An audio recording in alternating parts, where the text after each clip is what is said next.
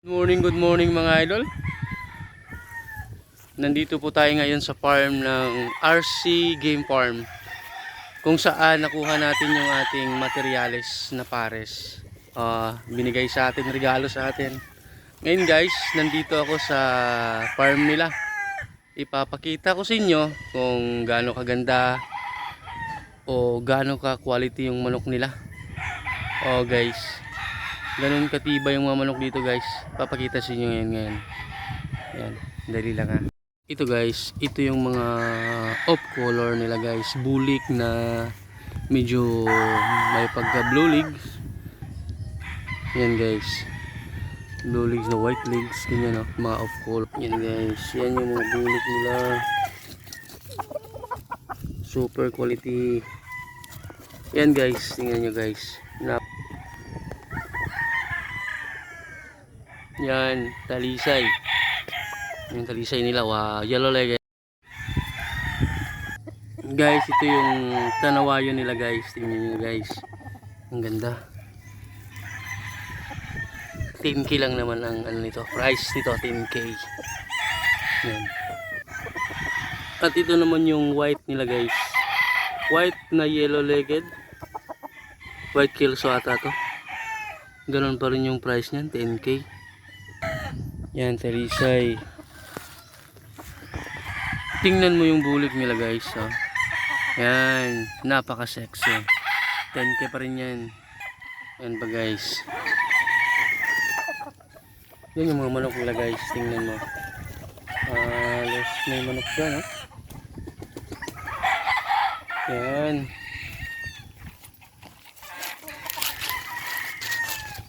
Yan.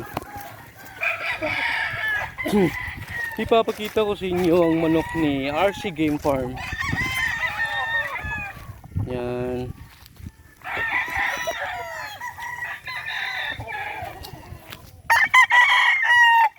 Yan. Magaganda yung manok dito. At hindi lang magaganda, high station pa.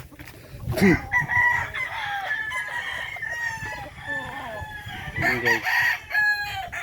Yan yung mga manok ni Boss Amo RC Game Farm.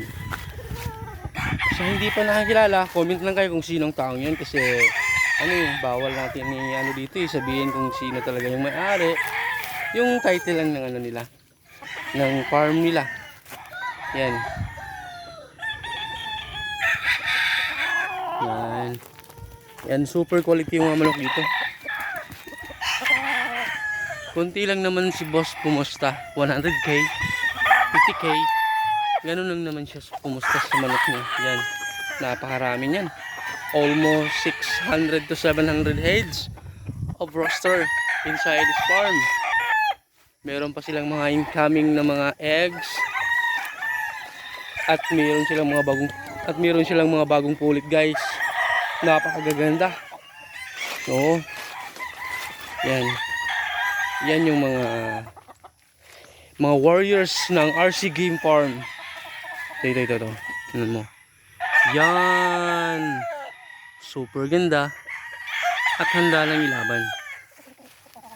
Yan. Yan. Ito. Yan guys. Wow! You are amazing. Guys, tingnan nyo. Kadalasan lang yung mga manok dito guys, talagang namamalo. Ingat ka talaga dito pag nag-video, kasi yung iba malayo ka pa, sinusugod ka na eh. Tapos alam mo ba kung anong palo yung maririnig? Papapapak, ganun. Hindi pak, hindi ganun. Papapapak. Ganun yung palo dito. Ito guys, tingnan ito guys. Namalo to guys eh. Namalo yan eh. Yan. Napakarami pa.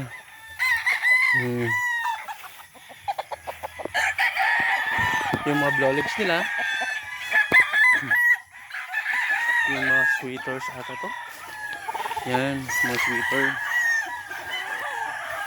Super dami ng manok guys, oh.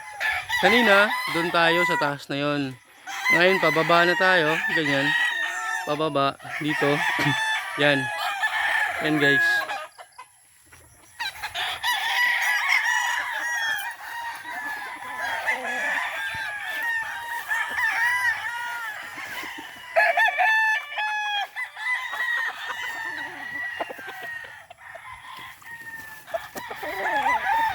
white nila. Doon. At meron siyang gini doon, no?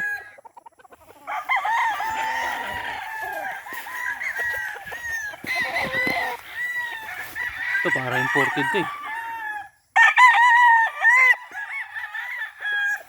Meron silang hini na ano, hini na limbiyogin. Ito yung magandang manok eh, white legs, green legs pala ito. Yan guys, may ilaw. Ito yung husky nila na ano, hindi pala. Ito yung tanawayo nila na 2 times winner of Derby. So, ito yun.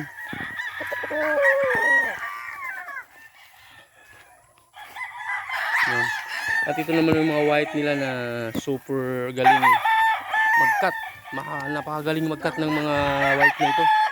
That is 2 times winner ata itong tatlong to. Yan, napakatibay ng mga manok na yan. Yan, pakyat na naman tayo. Kanina doon, pababa tayo.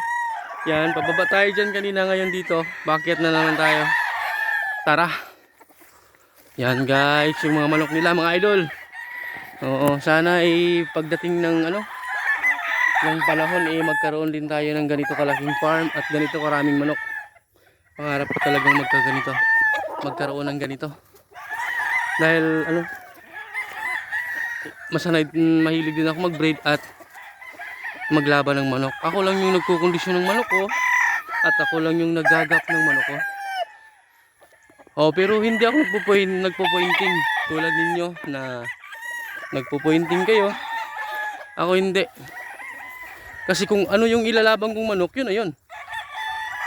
Sisiguraduhin ko na hindi mangangayaw pagdating ng laban at hindi masisira ang moisture nila o ang nila, pakiramdam. Dapat siguruhin mo talaga yan. Kasi kung sa akin lang kasi, pag nagpo-pointing ka paano kung hindi mo magustuhan yung di sayang yung conditioning mo. Mas maganda na yung nakapokus ka.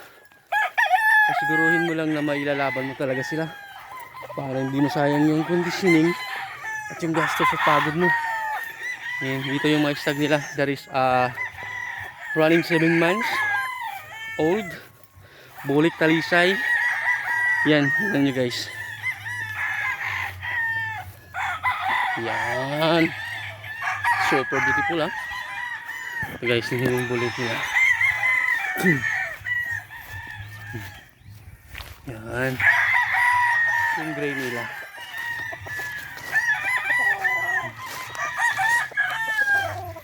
Yan.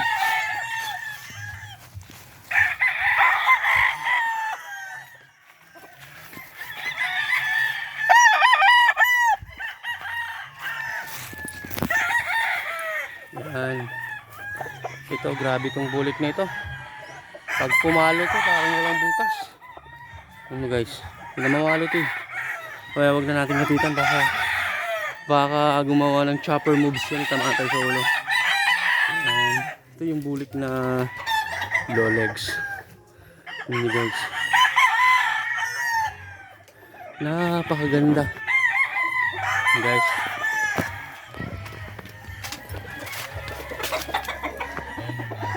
RC Game Farm. Di basta-basta. Gahay pa sa magkuno.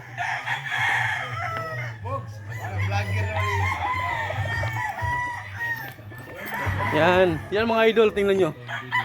Ito yung mga manok na malapit na ilaban.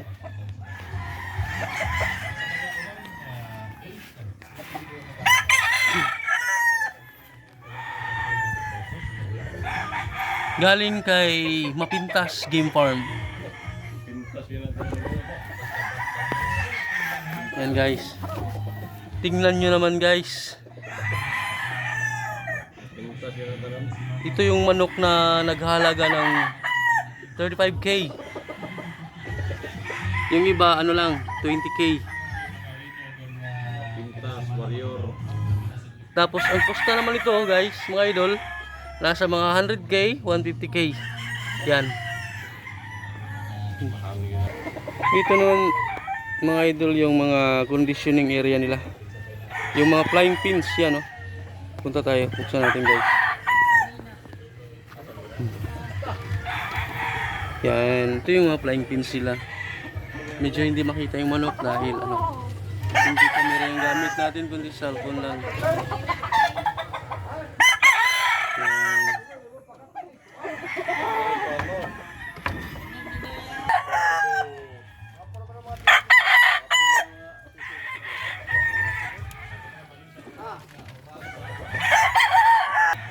Ay, mag-uwat. Ito yung light na limbiyugin. Ito yung roida nila guys. Yan guys. Yan. RC Game Farm. Yan o. RC Game Farm. Yan. Yan nila. RC Game Farm. Ngayon guys, mga idol, yung unang video natin doon sa likod, dito naman sa harapan, kung saan ito yung entrance. Yan. Yan yung mga manok nila. Napakadami. Doon no? Yun yung entrance. Yan, yun yung breeding nila, breeding area nila doon. Pero pupunta tayo mamaya doon. Yan. Yung likod, nandun lang yung likod.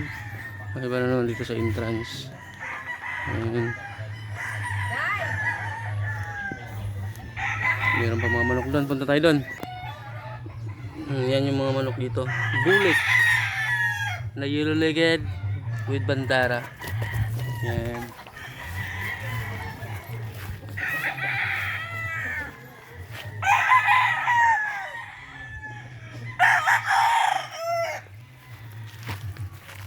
Yung mga bakiki.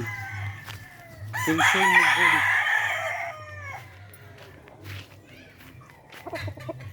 Yan.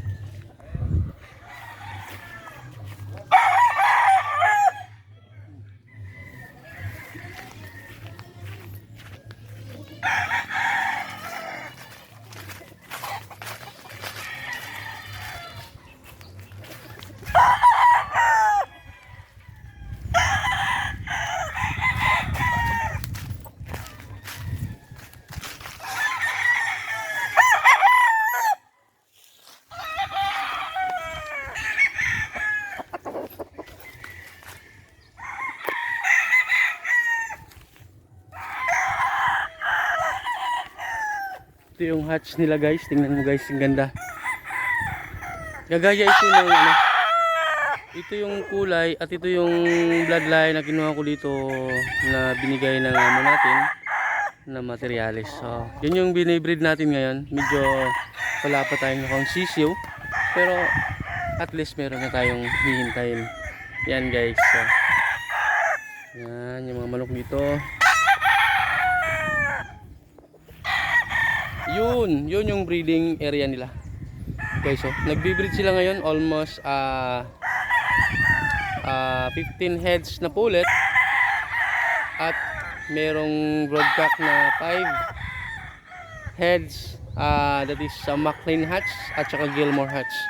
Yun yung binibreed nila ngayon. Yan. Ito yung entrance guys. Yan yung entrance. Pagpasok mo pa lang makita mo na ang magagandang mga gold. Punta tayo sa gold guys, punta tayo sa gold. Papakita ko sa inyo kahit na ako'y napapawisan na ayos lang makita nilang ang mga manok ng RC Game Farm. Yan yung mga bulik nila. Yan o, yan o. Yan yung mga bulik nila. Dito pa rin off color pa rin dito bakiki or bolek. Dito yung gold. Yan gold yan o. Magkatabi dito gold. Yan din naman yung gold nila.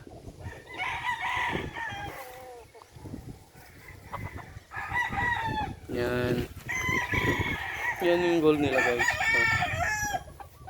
Yan. 10k rin yan guys. Lahat ng stag dito ay 10k talaga yung price. Yan o. Pero binibenta lang po ito sa mga kakilala niyang sa nangangailangan talaga ng manok. Yan guys. Yan dun. Napakarami, almost 800 heads. Roster ang nandito sa loob ng farm ng amo natin. Yan dito yon. Ito yung bisikleta natin guys. wala tayong budget pang motor eh. Kaya yan lang muna guys. Baka pala rin tayo at mag-subscribe at mag-ano tayo ng video natin. Mag-share, anong tawag doon? Mag-share. Baka kumita tayo, yun. Mga idol, napakita ko na sa inyo yung farm ng RC Game Farm. Kaso hindi lang lahat kasi masyado nang mainit. Yan yung handler nagpapatuka. Nagpapatubig na pala yan. Yan, balik tayo sa kung saan yung roida nila. Pakya tayo. Yan. Good morning mga idol. Time is 7:06 in the morning. Yan. Mga idol, huwag nyo naman kalimutan mag-subscribe at mag-share ng video natin.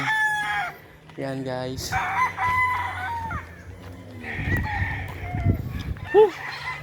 Grabe ang ganitong farm, ano? Dapat talaga meron kang budget. Yan lang guys. Napakita ko na sa inyo yung ano, ito yung galyera guys. Oh. Yan, RC Game Farm. Yan. Ito yung mga malapit na ilaban guys, yan oh. Malapit na ilaban yan. Yes. Yun lang guys. And good morning, babu.